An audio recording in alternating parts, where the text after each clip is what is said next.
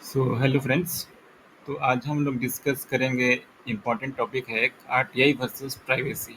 Okay. तो RTI versus privacy में हम लोग क्या देखेंगे।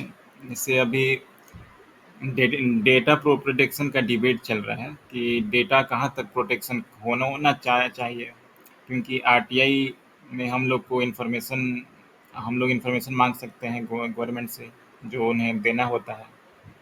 ठीक है, तो इसी का जो करेक्ट बैलेंस है वो कैसे मेंटेन होगा, सुप्रीम कोर्ट में क्या इशू गया है, ये सब हम लोग डिस्कस करेंगे। ओके, ये इंपॉर्टेंट टॉपिक हो गया पॉलिटी और गवर्नेंस से, फंडामेंटल राइट से भी बहुत इंपॉर्टेंट टॉपिक है ये RTI. Okay, RTI and right to privacy. तो पहले समझते हैं आरटीआई है क्या।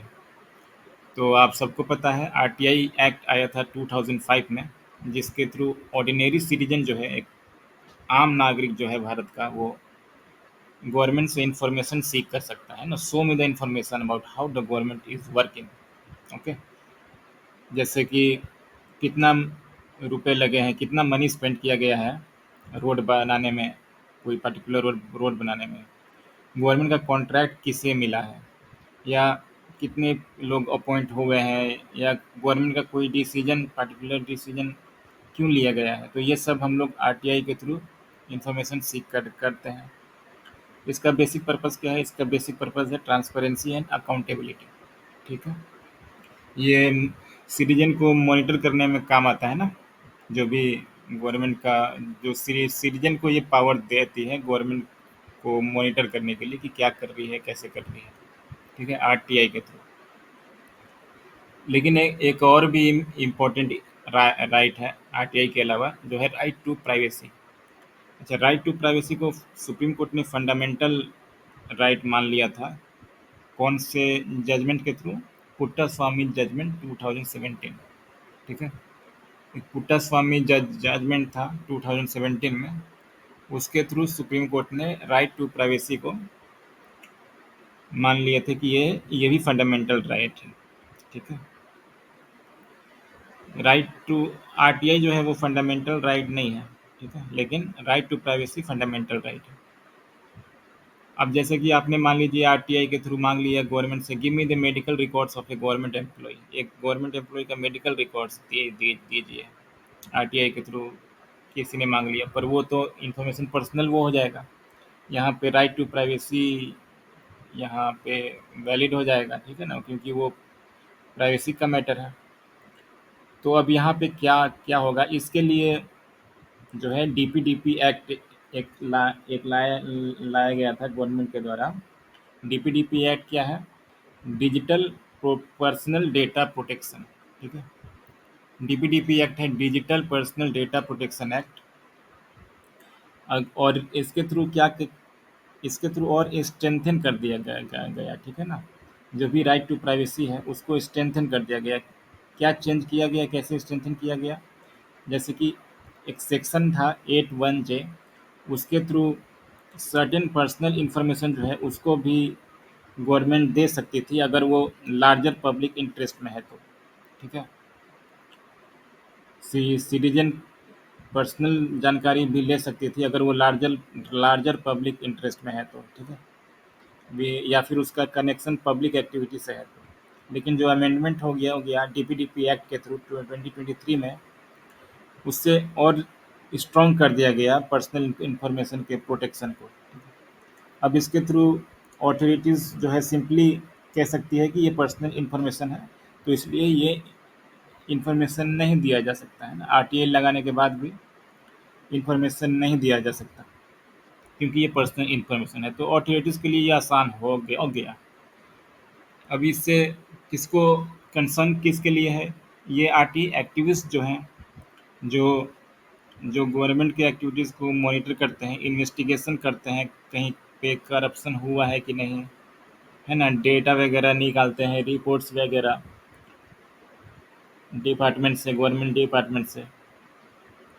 तो उसमें कई सारे डिटेल्स होते हैं इंडिविजुअल्स के, तो वो ऑथोरिटी सिंपली कह सकती है कि ये पर्सनल इंफॉर्मेशन है, इसलिए नहीं दिया जा सकता। तो प्राइवेसी प्रोटेक्शन ज़्यादा हो गया तो हम लोग क्या देख रहे हैं कि ट्रांसपेरेंसी कम हो गया, क्योंकि आरटीआई से ट्रांसपेरेंसी मिलता था, है ना। अब जितना ज़्यादा प्राइवेसी को प्रोटेक्ट करेंगे तो ट्रांसपेरेंसी और कम होते जा रहा है। तो अब सुप्रीम कोर्ट को क्या, गवर्नमेंट का अब आर्गुमेंट देखते हैं कि गवर्नमेंट का क्या आर्गुमेंट है।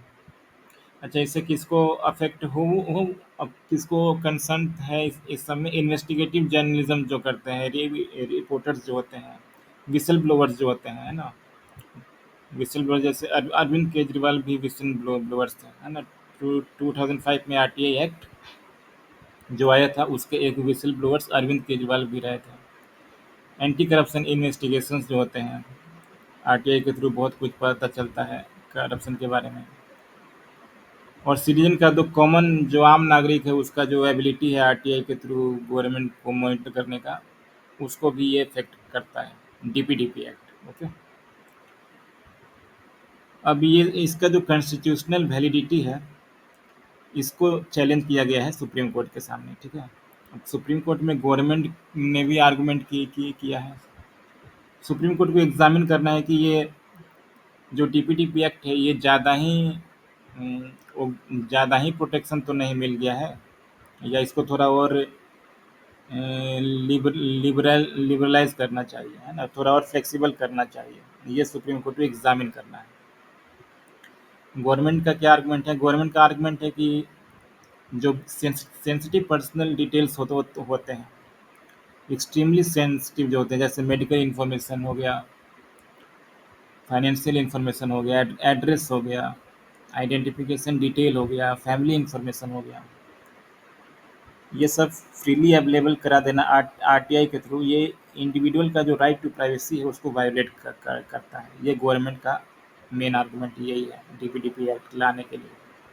तो इसलिए डेटा प्रोटेक्शन लॉज को मिसयूज से बचाने के लिए, पर्सनल इन्फॉर्मेशन के मिसयूज को बचाने के लिए डेटा प्रोटेक्शन लॉ को लाया गया है, ठीक है। अब सुप्रीम कोर्ट को यहाँ डिसाइड क्या करना है?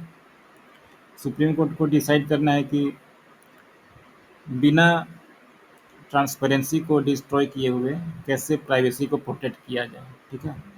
और सुप्रीम कोर्ट ने एग्जामिन ये इसको एक्सेप्ट कर लिया है। ये कॉम्प्लेक्स और सेंसिटिव कॉन्स्टिट्यूशनल क्वेश्चन है ना, and supreme court has agreed to examine the issue, और इमीडिएटली स्टॉप भी नहीं। जो प्रोविजंस है, अमेंडमेंट जो हुआ है डीपीडीपी एक्ट 2023 के थ्रू, उसमें सुप्रीम कोर्ट ने इमीडिएटली स्टॉप नहीं किया है उसके जो प्रोविजंस हैं, ठीक है। तो प्रोविजंस अभी लागू हैं, और उसके साथ ही साथ सुप्रीम कोर्ट इसको एग्जामिन कर रही है, ये जो कॉम्प्लेक्स और सेंसिटिव कॉन्स्टिट्यूशनल क्वेश्चन है, ठीक है। तो in simple terms court does not want either RTI और privacy to completely defeat the other, है ना। सुप्रीम कोर्ट को एक बैलेंस बनाना है, ठीक है। कैसे बैलेंस बनेगा, है ना। गवर्नमेंट को एक पावर एक्सरसाइज भी कराना है, और सिटीजन्स को भी राइट देना है, ठीक है। अब डेमोक्रेसी के लिए इम्पोर्टेंट क्यों क्यों है? डेमोक्रेसी के लिए क्यों इम्पोर्टेंट है? क्योंकि गवर्नमेंट जो है उसके पास पावर है, और सिटीजन्स के पास right to know how the power is being used, government कैसे पावर यूज कर रही है। अब आरटीआई जो है इम्पोर्टेंट मैकेनिज्म है इसको जानकारी लेने के लिए, लेकिन सिटीजन्स के पास राइट टू प्राइवेसी भी है। तो रियल चैलेंज है सुप्रीम कोर्ट के पास कि करेक्ट बैलेंस कैसे बनाया जाए, ठीक है।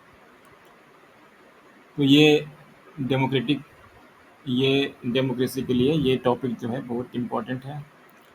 अब इसके थ्रू हमने क्या क्या क्वेश्चंस बन सकते हैं? आरटीआई एक्ट 2005 में आया था, डीपीडीपी एक्ट 2023 में आया था, राइट टू प्राइवेसी जो कि आर्टिकल 21 में से मिलता है, right to privacy. Right to information कहाँ से मिलता है? आर्टिकल 19(1)(a) से राइट टू इन्फॉर्मेशन में मिलता है, ठीक है, आरटीआई। और पुट्टास्वामी जजमेंट 2017 में हुआ था। आरटीआई भी फंडामेंटल राइट है, ओके। अब पॉसिबल मेंस का क्वेश्चन क्या बन सकता है? मेंस का क्वेश्चन ये बन सकता है कि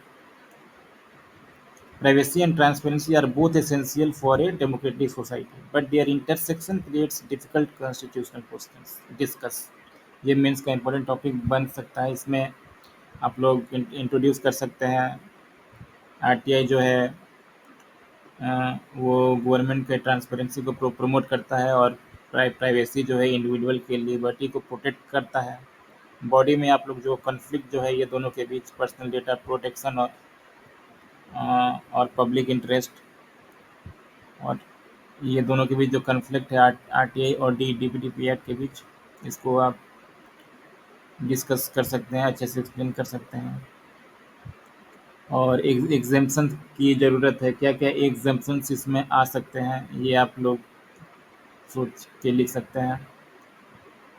और कंक्लूज़न में लिख सकते हैं कि इंडिया जो है उसको ऐसा फ्रेमवर्क चाहिए जहाँ पे privacy protects individuals without being a shield for corruption, है ना। प्राइवेसी को प्रोटेक्ट किया जाए इंडिविजुअल के प्राइवेसी को, लेकिन वो एक शील्ड ना बन जाए करप्शन के लिए या फिर लैक ऑफ अकाउंटेबिलिटी के लिए। ठीक है, तो इतना ही था फ्रेंड्स। बाकी आप लोग जो भी क्वेश्चंस हैं या कुछ डिस्कस से कोई पॉइंट्स मिस हो गया हो, कोई पॉइंट्स आप बताना चाहते हो, तो कमेंट सेक्शन में लिख सकते हैं। Okay, thank you so much friends.